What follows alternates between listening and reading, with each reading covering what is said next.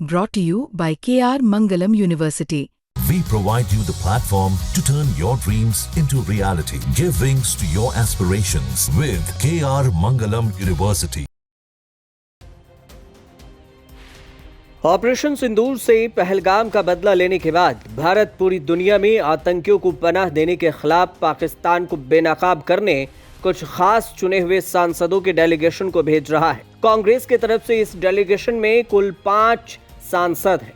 Doctor Amar Singh, Manish Tiwari, Anand Sharma, Shashi Tharoor, Salman Khurshid. Congress की तरफ से जयराम रमेश का कहना है जिन नामों की लिस्ट पार्टी से मांगी गई उनमें से सिर्फ एक सांसद है, बाकी कांग्रेस के सांसदों को बिना पार्टी के नामों की सिफारिश से ही सरकार भेज रही है। कांग्रेस ने जिन 4 नामों को दिया उनमें आनंद शर्मा पूर्व केंद्रीय कैबिनेट मंत्री, दूसरे नंबर पर गौरव गोगोई कांग्रेस के नेता, तीसरे नंबर पर डॉक्टर सैयद नसीर हुसैन राज्यसभा सांसद, चौथे पर राजा बरार सांसद हैं लोकसभा में। ये 4 नाम दिए गए थे जिनमें से सिर्फ एक नाम आनंद शर्मा को सरकार ने लिस्ट से लिया। सबसे ज्यादा विवाद है शशि थरूर को लेकर। हालांकि कांग्रेस पार्टी की तरफ से जाने में सहमति जरूर जताई गई है, लेकिन कुछ सवाल भी पूछ लिया गया है। सुनिए जयराम रमेश का क्या कुछ कहना है। नहीं, अभी इस पर मैं और कुछ नहीं बोलूंगा। मैंने कहा है कि हमारे 5 सांसद हैं। एक सांसद हमारे उन 5 में से एक हमारे लिस्ट में था, 4 हमारे लिस्ट में नहीं था। कुछ देखिए, सोच विचार करके ही वो 4 नाम दिए गए हैं। ऐसा नहीं है कि बिना सोचे समझे।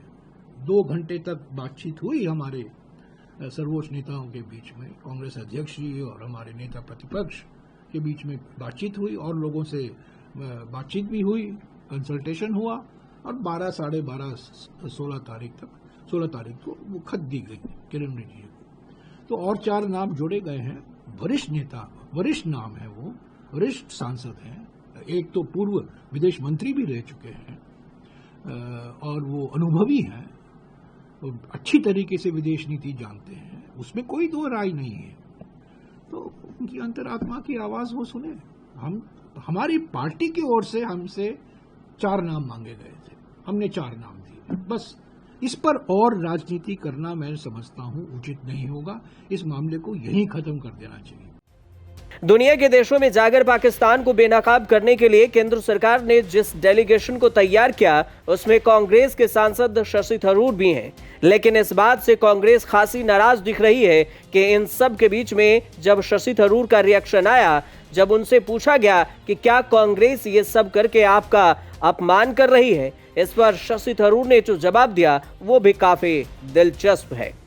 I think the answer was already given the previous day by Priyanka Gandhi. Why go on about the past? You are accountable for the present, for what's happening today and tomorrow. Focus on the present, give Indians a better future. What has happened in the past is history, we can let historians debate it. I myself have written about all these things, but I'm not entering into that debate because for me, right now, the government is responsible for the condition of Indians today, for the workings of the Constitution today, and frankly, for the future of our young people. We are a youthful country which needs to dream of a better future. Let's focus on that.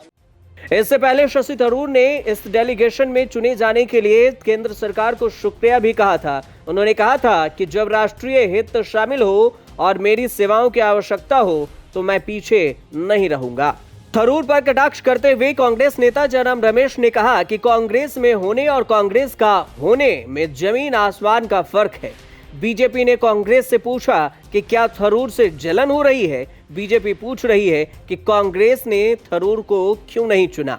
केंद्र सरकार ने operation सिंदूर और सीमा पर आतंकवाद के खिलाफ भारत का रुख बताने के लिए सर्वदलीय सांसदों के 7 डेलीगेशन बनाए हैं। ये डेलीगेशन दुनिया के बड़े देशों, खासकर संयुक्त राष्ट्र सुरक्षा परिषद यानी यूएनएससी के सदस्य देशों का दौरा करेंगे।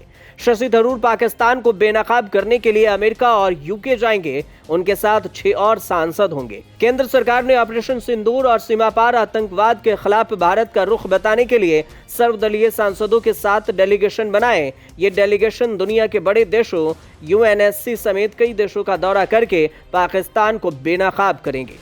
प्रतिनिधि मंडल में शशि थरूर का चयन कांग्रेस के लिए एक नाजुक समय पर हुआ है।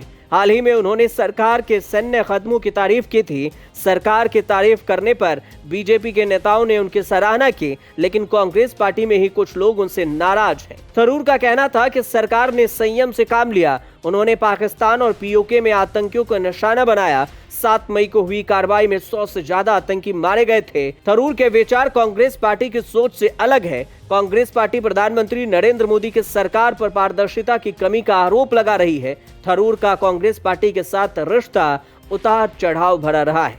कभी वे पार्टी के साथ दिखते हैं तो कभी अलग राय रखते हैं। अब देखना यह होगा कि आगे थरूर को लेकर क्या कुछ होने वाला है। ब्यूरो रिपोर्ट, न्यूज़ तक।